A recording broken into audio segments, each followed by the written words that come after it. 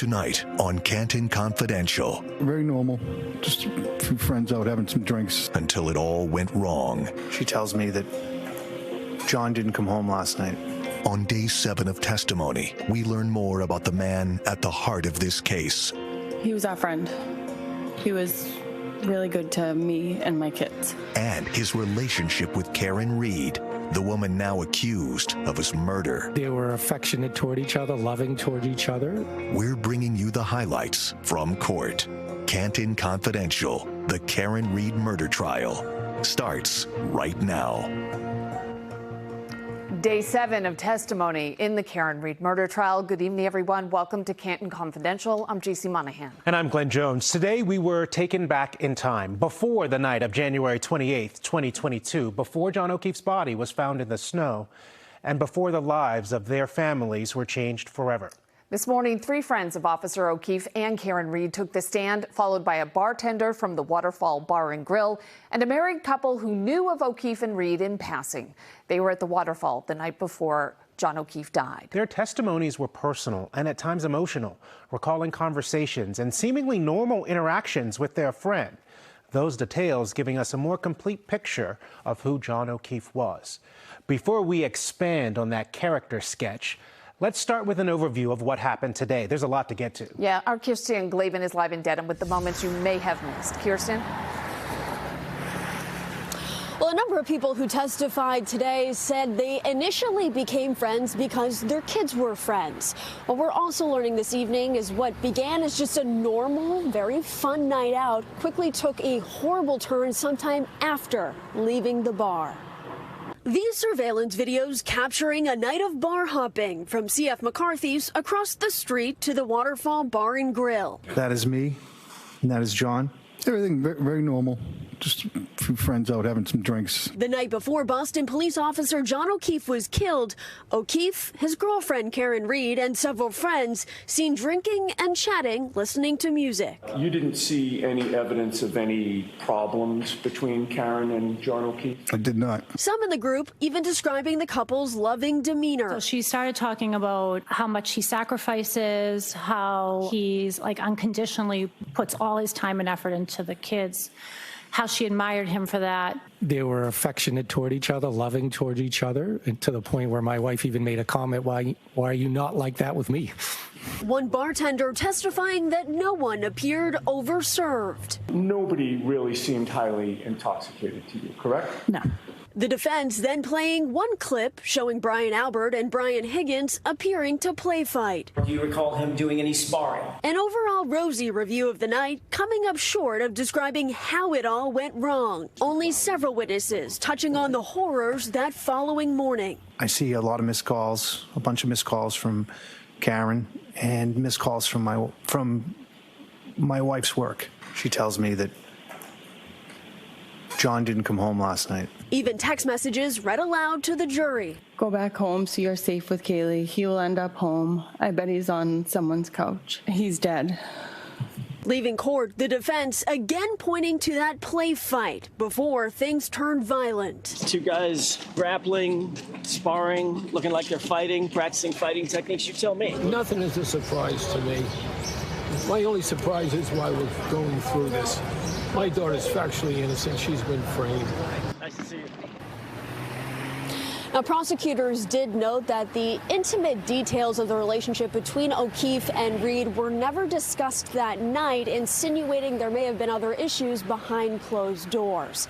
Court will resume again tomorrow. We're scheduled for a half day. Reporting live here in Dedham, I'm Kirsten Glavin. I'm going to send it back to you guys in the studio. So, Kirsten, several witnesses also testified they saw Karen Reed holding a clear glass with a clear liquid in it. Maybe it was a vodka cocktail. Up until now, the characterization of that night, it really sounded like it was, I don't know, belligerent almost, like a night of heavy drinking. But the testimony doesn't reflect that. It sounds more calm and normal. What's your take? You know, Glenn, that's exactly how a lot of people took it today, I believe, at least after we heard from the bartender who was there saying that no one was overserved that night. You heard from people who were actually partaking in this night out saying that no one seemed to be slurring words. There were no glossy eyes, as the defense pointed out. Everyone was able to carry a conversation. This was just a fun night out amongst friends that somehow escalated sometime after the bar. So yes, it was portrayed that way as a wild night, but today we kind of shed light on that a little bit, getting more insight into what the feel and the atmosphere really was in between those two bars. Kirsten, thank you. We know you'll be back with us each and every day. Right now, though, back in studio tonight with us is our courtroom insider, Sue O'Connell. And Sue, it felt like there was a different feel in the courtroom today, and perhaps that is because we heard from friends and not just first responders from the moment of. As a matter of fact, if we can, let's just play a little moment from John's friend Michael Camerano as he answered questions about John's personality. Was Mr. O'Keefe particular about that? Yes, he was. And how so? He always kept things very tight. He was like OCD. Everything was very tidy. When you walked in the door into the house, to the left, you put your shoes, your coats would be hung there. And as far as shoes were concerned, is that something that you wore inside the house? Or? He'd rather you not. That spontaneous laughter, because of, you know, those moments when you talk about a friend where you're just like, oh, that is so John. Did you feel it? And were you able to notice if that was a moment for the O'Keefes to just... Yeah, so we're sitting behind the O'Keefes, so we can't see the O'Keefes' faces. But I will say, you know, JC, to your point, we've heard from 14 first responders in a row. And the clinical way that they often talk about doing their jobs, which we expect them to, really kind of got us into this rhythm. And then, you know, the Cameranos come on and they talk so warmly about John O'Keefe that there were a number of laughs in the courtroom today about this friend group. You know, we're also learning about this friend group and how much they really, really love John O'Keefe and Karen Read and their relationship and taking care of all their kids together and going out every Friday, like, you know, Michael Camerano going out every single Friday to John O'Keefe's house with their kids because his wife is working the overnight, you know, and then having this going through having to read those texts, you know, between Camerano and his wife. They showed those in court. Yep, and she read them, and, you know, having her, Catherine Camerano, text to Karen Read, well, he's probably just on someone's couch. How many times have we said that to someone when someone hasn't come home? And 99.9% of the time, they are on someone's couch. And that really got to it. You could see people just kind of wince at that because we all have been there. And then, you know, Michael having to go through, he missed the calls because he was charging his phone. He picks up his phone and all hell is broken loose. Like, where is John O'Keefe? What is happening? Relatable moments in those immediate moments. Right. Yep. And it sounds like what the prosecution is doing now is making sure the juror understands who the victim is. And that is completely understandable. But I wonder if you sense any impatience on their part that at some point the prosecution has to prove that Karen Read did this. Glenn, we've heard from 22 witnesses from the prosecution, and almost every single one of them, I might even say every one of them, has made a case as to what great relationship Karen Read had with John O'Keefe. A loving couple. A loving couple. And the first responders with their conflicting testimony about not writing things down. And the one first responder who may have perjured herself. We're going to find out about that later in the week. So if I've gone into this case without knowing any, I haven't read any briefs, I haven't paid any attention to any of the conspiracy theories any more than most people. But I went into this case hoping to listen to what the jurors are hearing in the courtroom. And if I was a juror right now, I'd be wondering, what's the story the prosecution is trying to tell me? What are they accusing Karen Read of? Where is the murder? I don't see anything here except for what the first responders were saying about her saying, I did it, which the defense is going to try and really discredit. But I honestly, we're sitting there wondering. We moved from it's snowing, it's snowing, it's snowing, right, to ADA Lally now saying, what do your kids do? What kind of sports do you play? How long have you lived in Canton? Where do you eat? Where's the band playing at the waterfall? In other words, there's no tables? we don't see the bricks being laid, right? Exactly. At this point, it's hard to see that. Right, you're trying to see how they build a case. We're going to talk more about that. Yeah, we'll get more on that with Michael Coyne coming up. Also, still ahead here on Canton Confidential, one of our legal experts, Michael Coyne, will be here in the studio to talk about the things we were just discussing with Sue O'Connor. Exactly. Today's line of questioning from both the defense and the prosecution, and what he thinks we could see unfold next. So stay right there. There was nothing eventful at the bar, while you were at the bar with Mr. O'Keefe and Ms. Reed, that comes to mind in terms of any kind of tension or fight that night? Tension or fight? Absolutely not. No argument that was audible to you? Absolutely not. You didn't see any body language between the two of them that would suggest an argument or a fight or tension? In fact, I noticed the opposite. Describe that.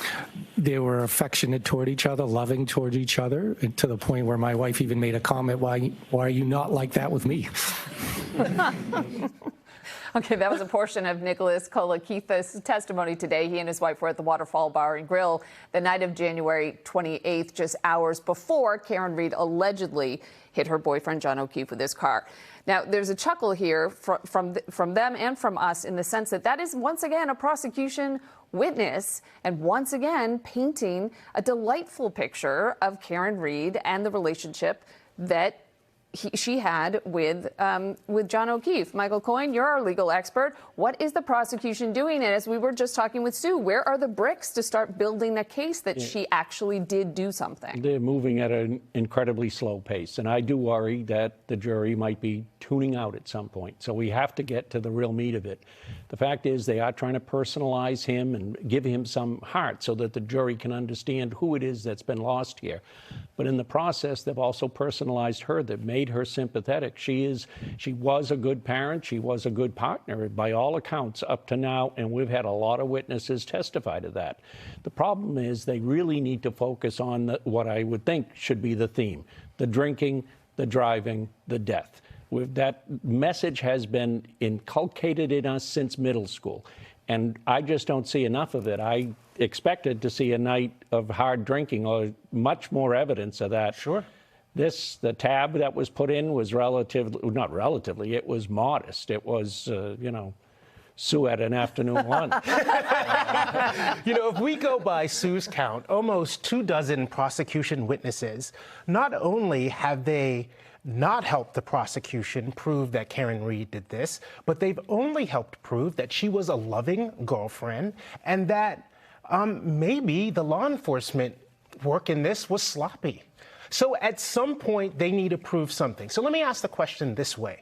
What has the prosecution proven at this point in the case against Karen Reed? Is the answer literally zero? It was snowing. They had to shovel the apron around the fire station. People in Canton have kids. People who live in Canton spend a lot of time together. Canton is a big sports town. I don't know what the message is. The message is the confession, and we've sort of stayed away from that word as well. But she confessed to a number of different people that night. The problem is they didn't document it. They didn't take that into account. They then let her leave. So how seriously did they consider that confession? So if that is the one point that the prosecution has proved that Karen Reed did this, has the defense done enough already, even before it presents its case, to water down that one iota of proof? Yes, because again, remember, the burden of proof is on the government to show beyond a reasonable doubt all of the elements of their charges. They are nowhere near that, and they're 2 weeks in now to their case. Yeah. We should be hearing a lot more concrete evidence, and I think at some point we will see what the toxicology reports are, what happened to the blood draw at the hospital. I think it better be sooner rather than later, because even though the judge will tell jurors, wait till you hear all the evidence, we start making up our minds somewhere before that and then looking to gather information to support our conclusion.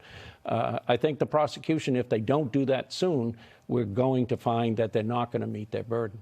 That's why we got this question, right? Yeah. From one of our viewers. So we've been asking viewers, let us know what you want to hear. We have Michael. We drag him in almost every night. This one is from Christine. Can the defense file a motion for summary judgment, essentially showing the prosecution hasn't proven their case? And Glenn pointed out earlier, it's a little early, perhaps, to be asking this. But honestly, is it? Because, again, you think when you're listening to the prosecution, you must be patient before you'll hear the defense's side. I'm really only hearing the defense's side. Yeah, so to Christine's point, can we just nip this in the bud? Not summary judgment, that's a civil term, but you can move for a required finding of not guilty, saying that the government has not met its burden of proof. You have to wait till the government rests, till they complete all of their evidence to do that. And she will not, until that motion is filed, obviously, until they rest. You can't be certain what the balance of their proof is. So she won't shortcut it before that. The question now, and it's a legitimate question, is there enough evidence for a reasonable jury, when the government is done, to be able to find her guilty? I'm not so sure of that top charge. The second-degree murder, as I've said all along, there's the level of intent, the grossly reckless, we aren't seeing that. Certainly not an intentional killing we've seen evidence of, especially with the evidence today with respect to the relationship between the two. They were all over each other at the bar that night. I mean, that was a quote from somebody on the and witness stand, but we have video of it as well. I mean, that's what... We get it. Sue and Michael, thank you. All right, stay right there, because coming up, we know this trial has been national, not just about Canton. So if you have any questions about what's going on in the courtroom, drop us an email. The address is on your screen.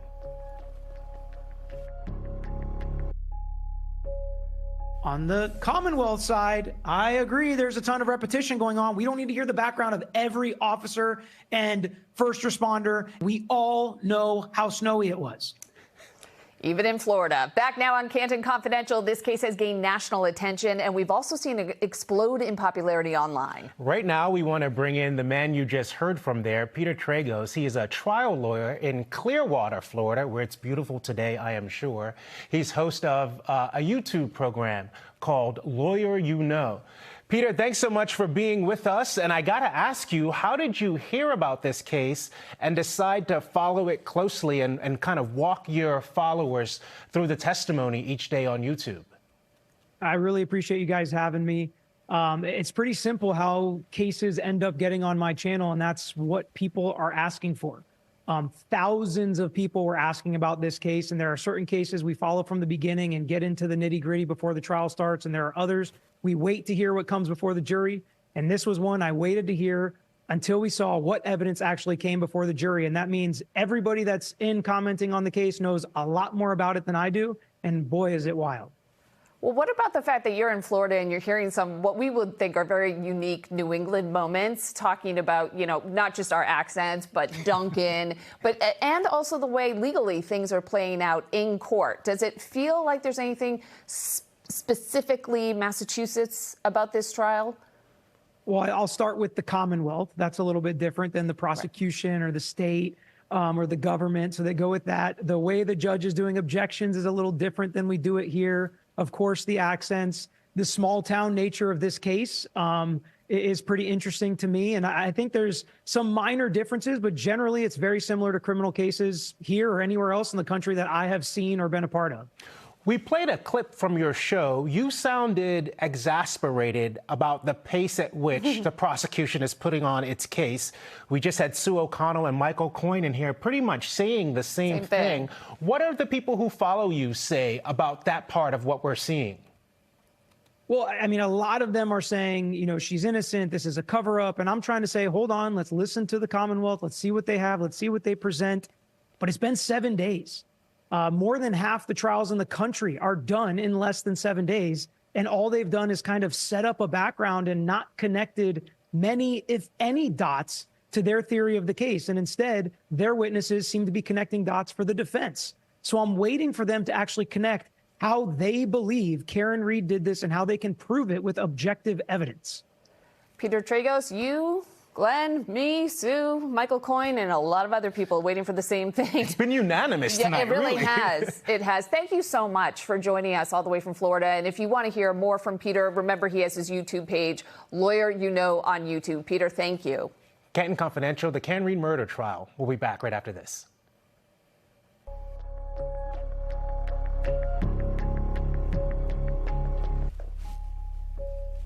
As we've mentioned tonight, many of today's witnesses knew John O'Keefe and Karen Reed because of their kids. You'll remember O'Keefe became guardian for his young niece and nephew after they lost their parents in 2013 and 14. Those kids were a big part of his life, and based on testimony from family and friends, they were often spoiled by Reed. Well, it's believed the children are on the witness list to testify. A motion filed this morning prohibits any filming, photography, audio recording, or transmission of the testimony of these minors. That's according to the Commonwealth's motion. The defendant, Karen Reed, does not object to any of this. It's unclear when the children will testify or what they'll be asked. We will handle this part of the trial with the sensitivity it deserves whenever it happens. In the meantime, testimony resumes tomorrow morning at 9 o'clock, and you can expect a full recap at 7 p.m. right here on NBC 10 Boston. For Canton Confidential, I'm Glenn Jones. I'm JC Monahan. Please join us back here. And again, send in any questions you may have for the experts, NBC10Boston.com. A Boston police officer is dead. His girlfriend charged with murder. The prosecution says she hit him with her car and killed him, but the defense says she's the victim of a massive cover-up. Now, the trial is underway, and NBC 10 Boston is taking you inside the courtroom, see the evidence, hear from the witnesses, and get expert legal analysis as this saga unfolds. Canton Confidential, the Karen Reed murder trial. Continuing coverage streaming on NBC Boston News Channel.